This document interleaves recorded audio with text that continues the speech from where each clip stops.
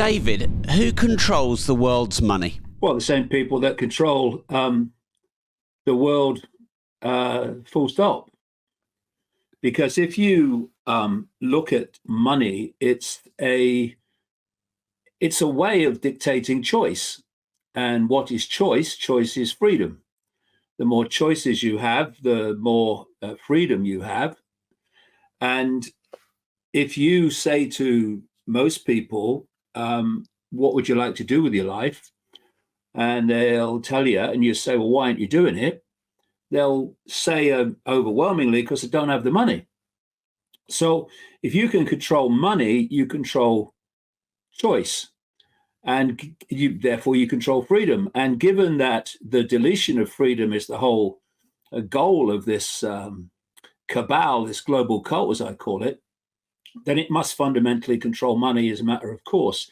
And we are moving now into a level of financial control that we've never seen before because of technology. This is why the central banks around the world are bringing in this digital currency, which is programmable. It can actually dictate what you can spend it on. And, I've got a friend who wanted to buy some crypto and wanted to move money from a regular bank account to buy some crypto. And they got a call from the fraud department of the bank asking them why they were buying crypto and did they know it was dangerous and dodgy and all that stuff. And, that's just a stepping stone towards, well, we'll program it so you can't buy it at all, or you can't buy anything you want to buy at all. So the control of money is fundamental.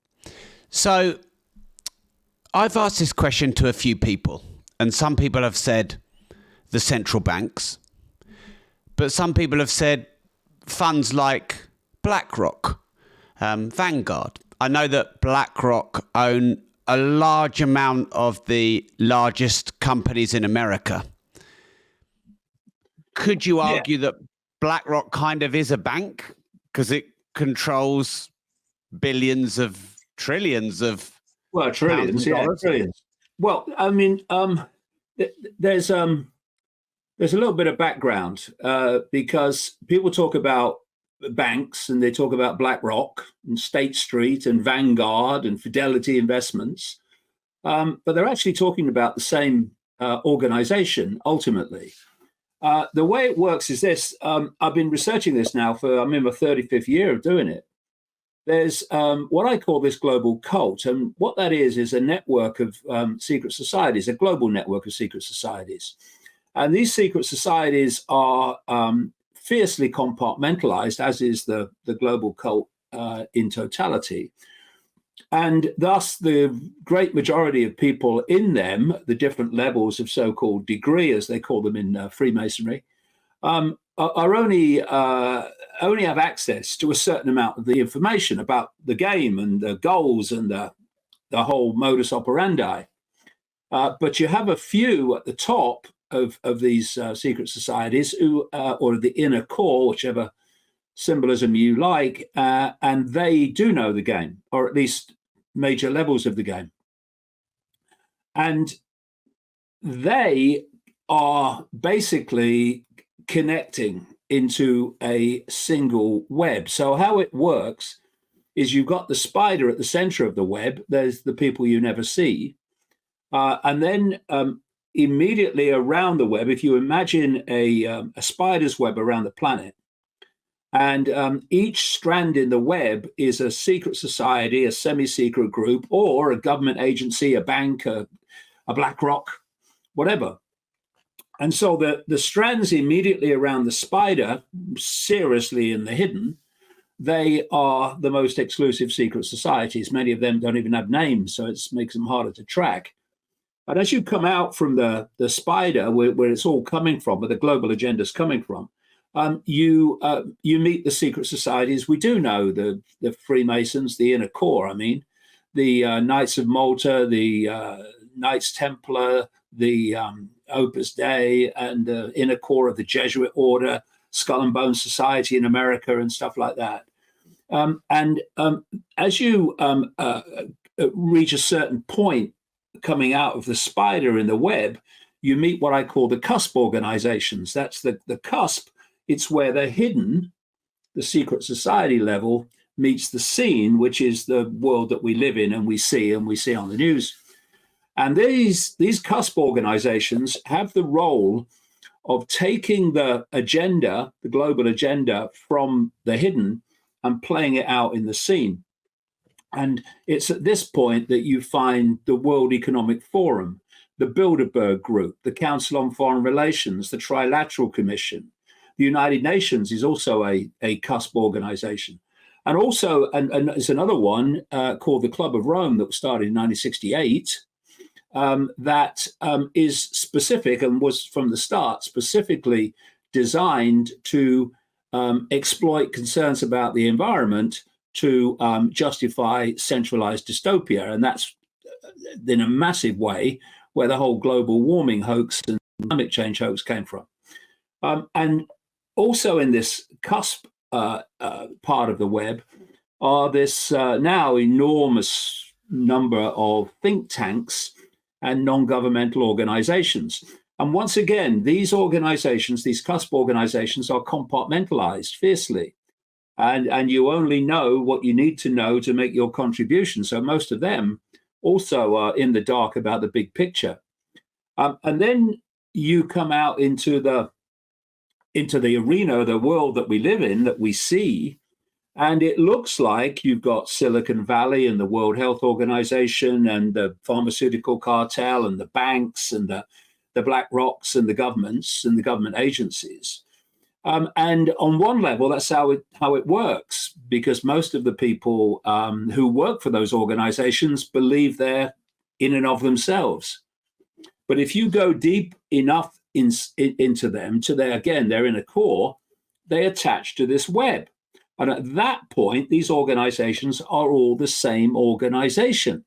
And at the same time, you had the Silicon Valley corporations like Facebook and YouTube and Google and all these other people they said from the start, we're going to censor anyone that challenges that World Health Organization narrative on our platforms, which is kind of crazy if you think about it. It's supposed to be an open forum. It's supposed to be a town square of opinion, but no.